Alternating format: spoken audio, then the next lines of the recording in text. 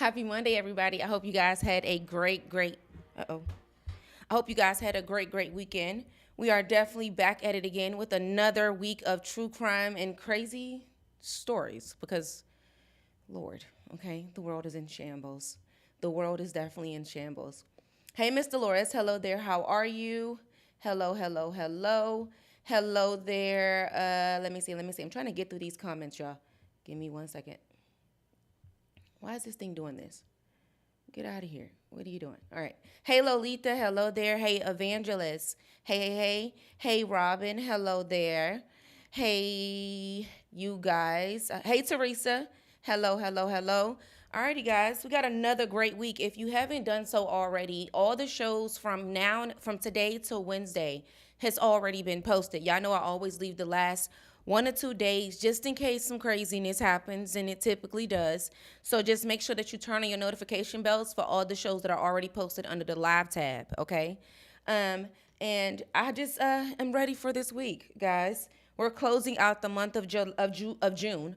Make sure that you do get your post up. I did see you guys over the weekend. I seen Evangelist. I seen Miss Dolores with their posts for the Happy Saturday and Happy Sundays. So make sure that you are continuing to keep, hey Elizabeth, continuing to keep those engagement conversations going as each conversation starter or person who starts a post is entered until this month's raffle. I will announce this month's raffle at the beginning of July. Okay. Now, I also wanted to make an announcement. As you guys know, I am closing out my summer semester, and it literally closed on the first week of June. Okay, so the first week of the first Sunday is my final classes, and they are completely over. Which means there possibly will be more. Hey Sugar, there possibly will be more content that's going to be coming out because I get bored. Okay, I get bored and I don't have nothing to do. So I'm going to try to push some stuff out, especially since my end of July is going to be lacking in content due to me being on vacation. So I may start to push out some stuff a little bit earlier just to kind of keep you guys entertained while also making sure that you miss me while I'm gone. Okay, so that's what we're going to be doing just in preparations for July because July is just going to be a little crazy. I hope you guys are able to see me well and hear me well. We are streaming on a new platform that I'm still trying to get used to, which I'm liking a little bit because the creator in me is seeing a lot of different ideas that I can kind of do a little bit more with this platform that I'm using. So just bear with me as I'm getting things still in order with this, okay? Now, this case right here is an international case. Crazy story, crazy case. I don't know if you guys have ever heard of it, heard about it before. We're gonna get into it. All right. Let's go. Let's loud and clear. Perfect. Alrighty. Now, this one actually started as a missing model. Okay, who rented an apartment had began to be filled with soup pots, but these soup pots wasn't your traditional beef stew. Okay, so this is the murder of Abby Choi, and this happened out there in China. Oh, sorry guys, 1 second. See, we still getting a groove of things. This happened out there in China, okay? And her murder had shaken the world, where so many people were talking about it because it wasn't so random, but it wasn't impulsive either. This was one of those cases that make you believe that the people that were around her were already planning this. And it was a method to all of the madness. And it was deeply personal at the same time. And it was allegedly orchestrated by not a friend, not an enemy, but family. Her former in-laws actually played a huge role in this. So today we're going to get to how she rose to stardom because, of course, she was well known. She was being seen with some of your favorite A-list celebrities. She had a very luxurious apartment in the heart of China. And the gruesome discovery kind of shook China, but also it shook the celebrity world as well because she was so well known and well loved amongst many people. There was a lot of betrayal within this family and the escape, an attempt to cross into, the United States because she felt at some point that something wasn't right, but she got away a bit too late. So Abby wasn't just a model, she was a force out there in Hong Kong, and she was known in the fashion scene. and a very cultural darling to many, a mother of four, and a socialite who had walked with many people, such as going down the Paris Fashion Week. She was known to be there. She came from a lot of money. She was a part of a construction empire out there in the mainland of China, but she built her own lane amongst her family as well, appearing on the cover of Elle Official, okay, out there in Monaco. And she also did partner with many luxury brands and giving a very inside look into the life of the lavish, the rich and famous. All right. So she was married and she married young. She was just 18 years old and she tied the knot with Alex Kwong, which was his name. And they had two children together, and they divorced out in 2016. But Abby didn't cut ties with her family, with his family, shall we say.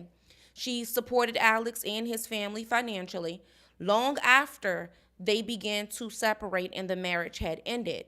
So she had employed her ex brother in law. So she employed him to be her chauffeur and helped run a pancake stall with him as well. So she purchased a luxury apartment for Kwong's family in one of Hong Kong's most exclusive neighborhoods. Now, there's a twist to this. She bought it, they owned it on paper, but financially it was hers. And when Abby had decided to reclaim this apartment, that is where everything began to change. Basically, they did not want to let go. Okay? So February the 21st of 2023, Abby, she was supposed to be picked up. She was supposed to pick up her daughter from school, and she was supposed to do this with her ex-brother-in-law, Anthony Kwong, who says that she never showed up. But on February the 22nd, a missing persons report was then filed, and her family was then frantic about what could possibly have happened to her. But Alex himself was very quiet. So on February the 24th, the police had entered into the rental unit, which was in a really, rural area of China and Hong Kong and all of these areas. And what they found to be, it looks like an apartment, but it was pots everywhere.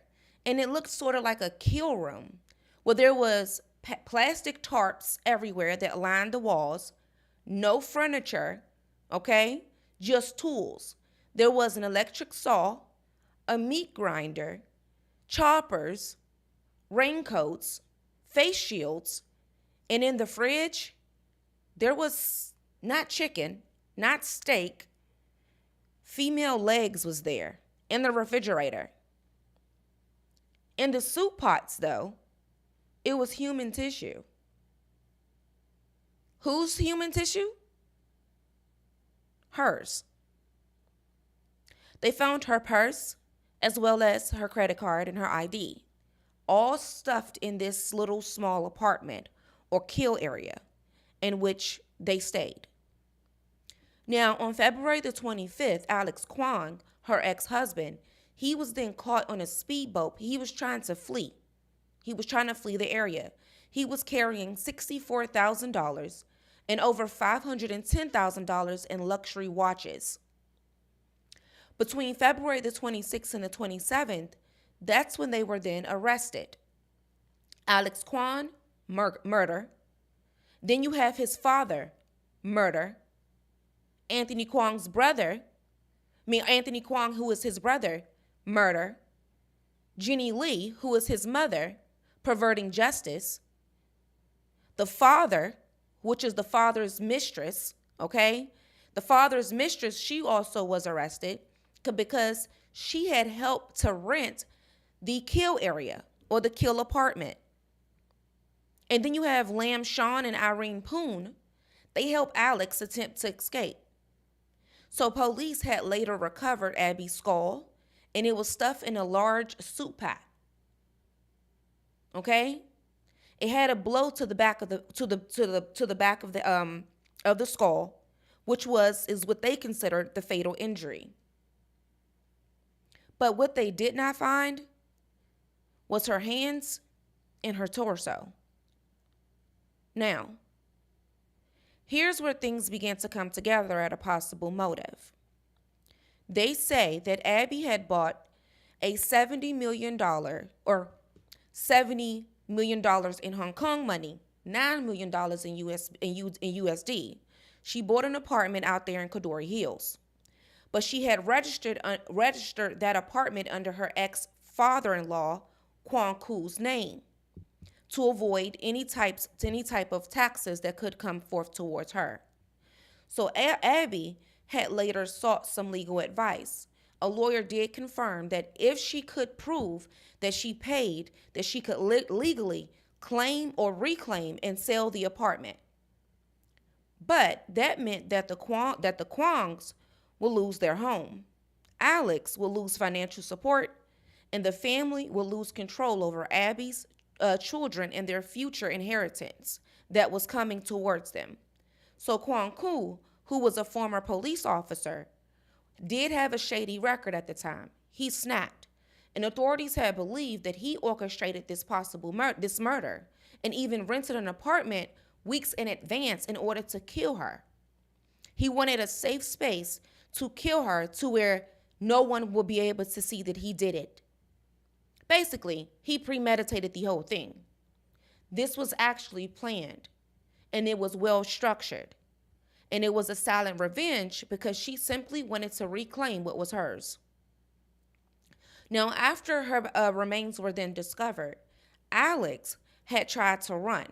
So the boat rental agent, his name is Lan Sean, and a woman named Irene Poon, they had arranged a party yacht as a decoy. The destination was a place that is called Maku, and they wanted to go there in order to disappear.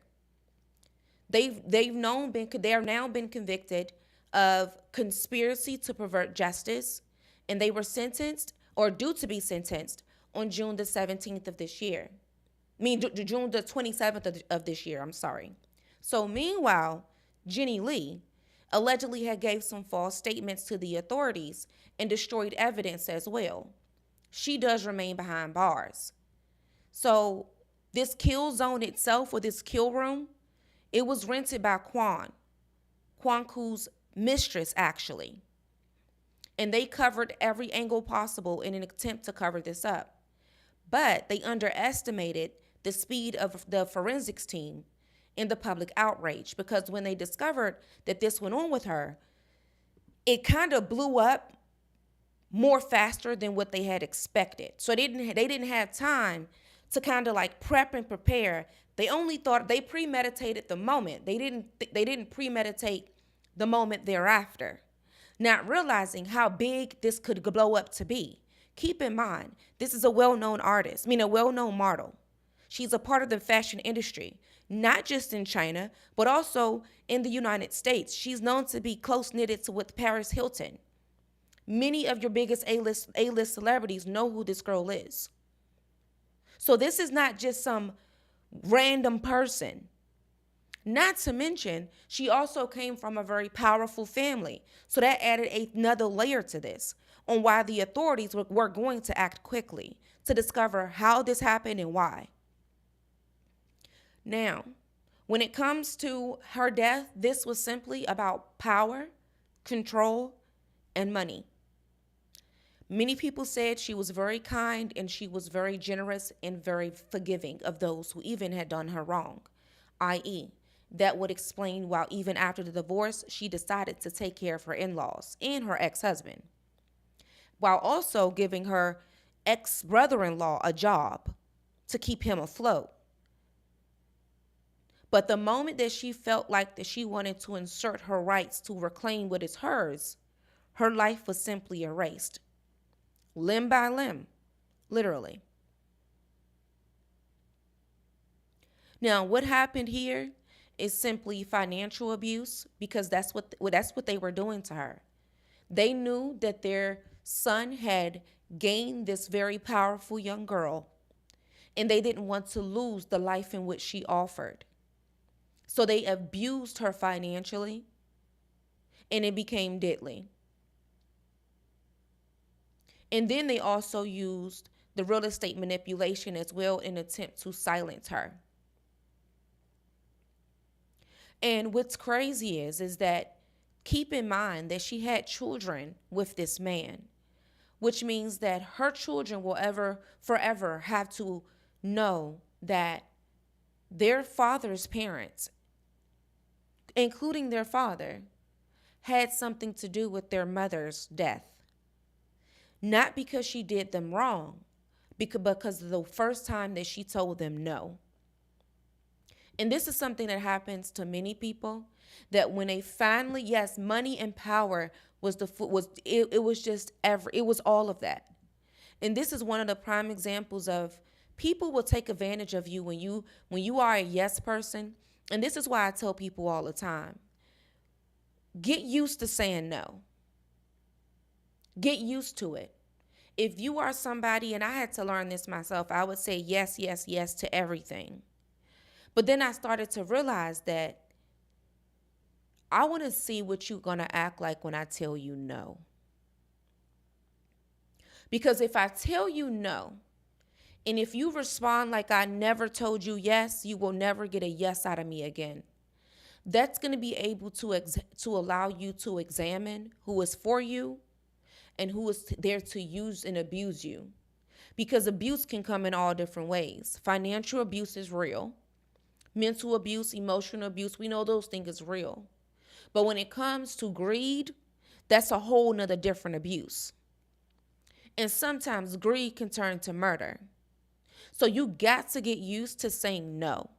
And a lot of people that have great hearts, they don't think about just themselves. Like they always allow themselves to be put in other people's shoes and have empathy for others. Those are the people that get used the most. And I had to tell somebody this over the weekend, get used to choosing you. And that's okay, because we are raised in a society where our parents teach us to pour into other people. They teach us that we have to do for others. And why is it, and I always say this a lot, why is it that when you choose yourself, you're considered selfish?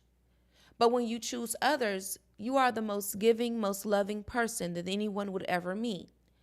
But the moment that you decide to choose you, you are the bottom of the earth. You think for yourself. You're selfish. You don't think for other people. Why is that? Why are we taught that? And so we have to really break that and break that teaching, because that is what allows people to be used and taken advantage of. Really, it do. And I actually had to experience it. This is a real story. Y'all know I like to use my own stories to kind of get people to know that it happens to me too. So when I first met my husband, y'all, he was the yesest man that I ever met, okay? And it used to irritate me because he would say yes to anything. Like if it was his last, he would say yes. If it was his last. He'd know that he ain't got it to give it to you, but he'll still give it to you. He didn't care who it was. But the moment that he said no to people, they would treat him like he wasn't nothing. So I used to always get on him. And this is funny because I used to get on him real bad. Say no. Stop letting people treat you like this. Stop letting people push you in a certain direction, and you know that you are affected by it. So I drilled it into his head so much, y'all. Yours too, Miss Dolores. I drilled it in his head so much that it went in reverse, okay? It went in reverse. And I'm like, okay, no, now wait a minute now, okay? You starting to say it to me a lot, and it's this is not how this was supposed to go, okay? This was not how this is supposed to.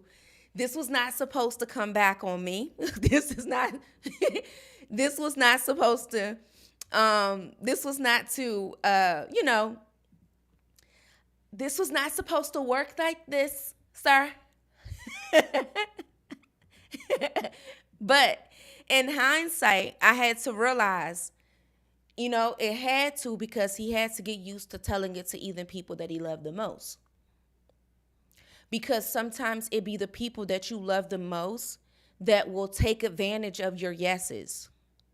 They will take advantage. And it's because they know that you love them so much that you're not going to want to tell them no. You're not going to want to, push them to the wayside. And this is a prime example of she loved her family so much, even after the divorce. She still allowed herself to provide for them. But the moment she wanted to put her foot down, they chopped her up as if she was beef stew. So let this be your reminder to say no. If you know in your spirit you really don't want to do it, and you always tell this person yes, test them out one time and tell them no, and see how they respond. See how they respond. If they respond wrong, now is your time to tell them yes a little bit more. And it's simply because they don't know how to accept your no's. So you have to ask yourself, what are you here for? What are you here for? Are you here because you love me? Or are you here because you love what I can do for you? What you here for? Let me know so we can be on the same page here. I really want to know what we're here for. My mom is like that. She called me mean for telling her to tell folks no sometimes, even when it's her last. Yeah. I had to tell people, like, when you have a heart, it gets used. And I tell people this all the time. If you haven't watched The Wizard of Oz, I'm going to need you to watch it again so that you can get the real message. The Wizard of Oz is a real story. There's people walking on the yellow brick road of life. Okay? And there's people that don't have a brain. And there's people who don't have a heart. And there's people who don't have courage. The Wizard of Oz is true. Just so happened you were born with a heart. Okay? You were born with the heart. And because you were born with the heart, people are going to take advantage of that. You maybe don't have courage to tell people no. And people are going to take advantage of that. They're going to do that. And so you have to walk the yellow brick road to learn how to not be afraid to tell people no. You have to. Because there is no wizard that's going to give it to you. It's only life of walking the yellow brick road that's going to allow you to get the courage that you need. Just like on The Wizard of Oz. The lion realized that he didn't have courage. But it wasn't the wizard that gave it to him. It was the yellow brick road. It was the challenge in which they faced an attempt to get to the wizard, and where he learned that he already had courage within him. He just had to pull it up out of him. It's the same thing. It's the same exact thing. So that's how you have to move in life. Be okay with knowing that you simply have to gain the tools that you need in life. This is your sign right here. Say no. Good-hearted people always use good-hearted people. And it's because a lot of times they either, one, don't have the heart to do it themselves, okay? Or they don't, or they know that you have a heart that they can use. One of the two. I'm so quick to tell people no. I don't care if it's family, friend, or foe.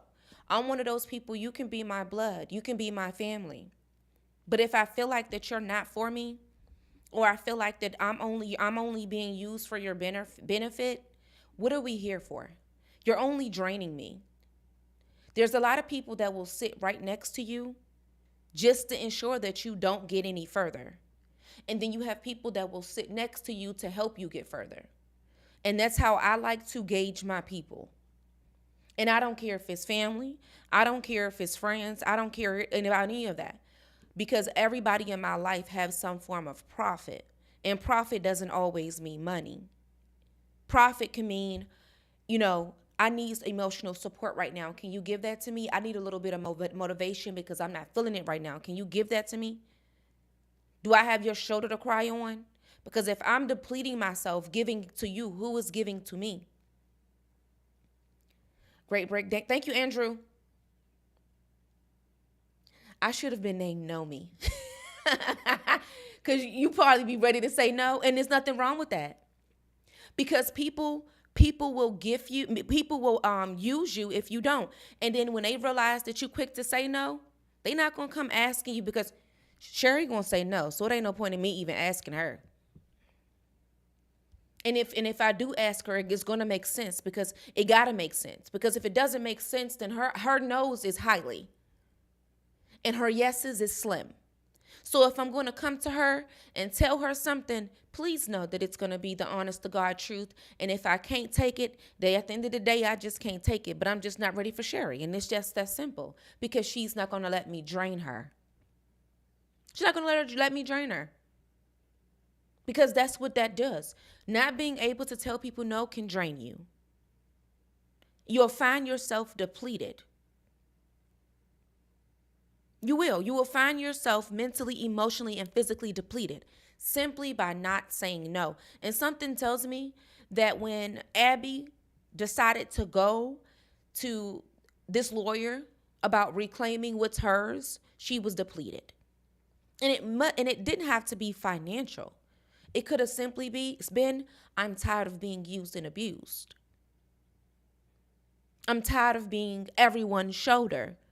But when it comes down for me to need a shoulder, I have no shoulder to cry on and no phone, no call that I can make.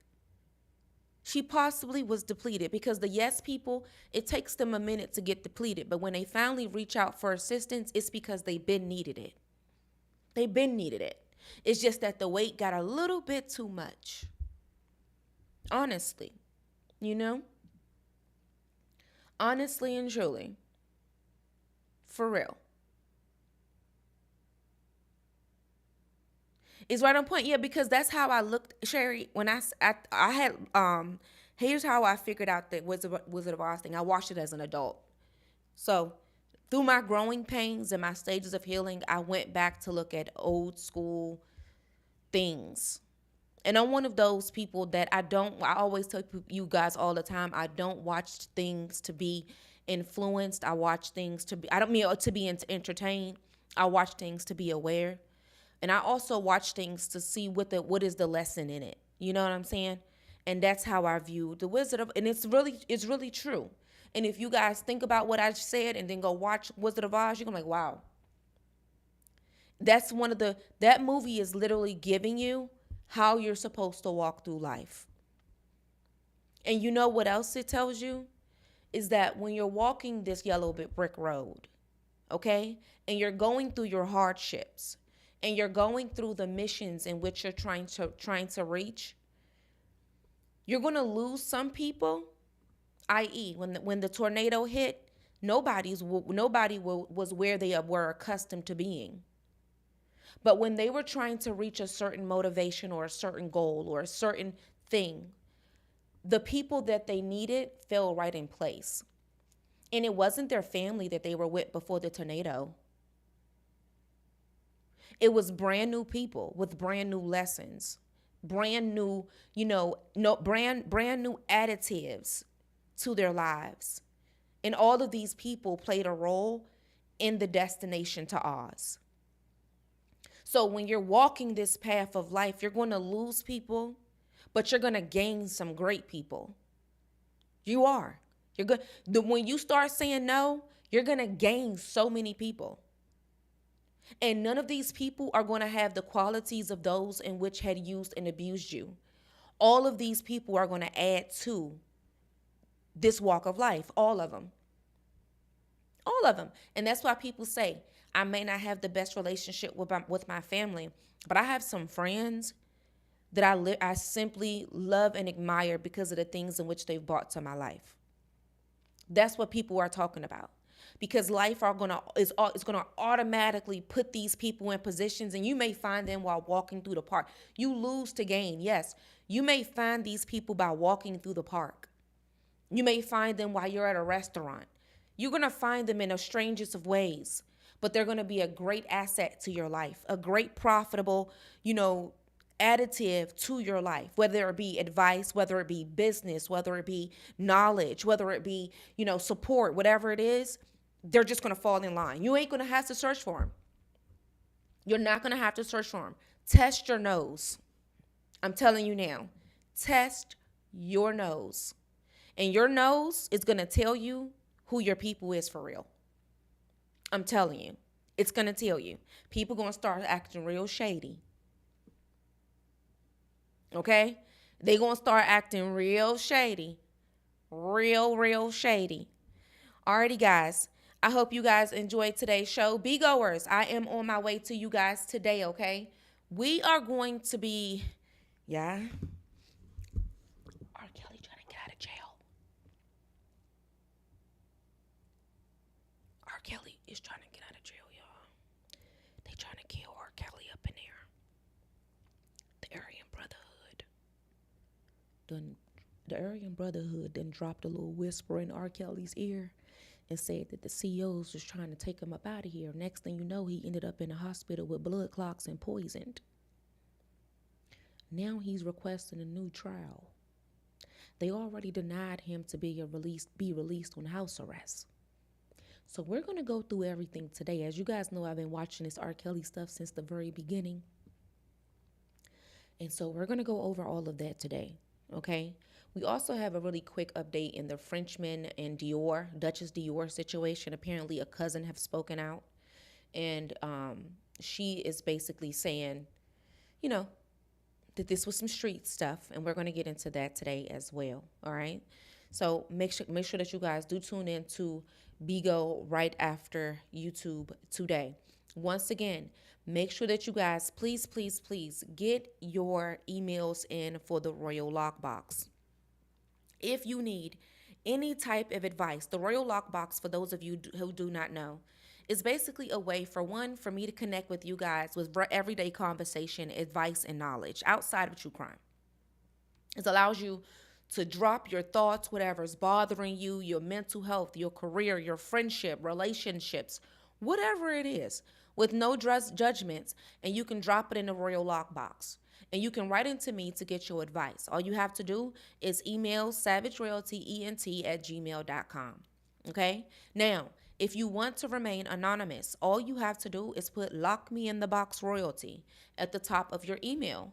If you don't want to remain anonymous, just put "Unlock the Box Royalty" or Savage or Savvy, whatever you call me. Unlock, lock, okay? Lock is anonymous. Unlock is you can, everybody know who, not anonymous, however you say it, okay? So you guys can write in, and the way that the schedule is going to go, I'm going to try to give you guys one Saturday show a month where we do read all of the letters. As I told you guys the other day, if we get enough by the end of this month, I will give you one show at the end of this month. If we do not get enough letters by the end of this month, I'm going to do a show in the middle of July. We only have one letter so far. So just write in your letters, and how many we get will determine when I will do the show, all right?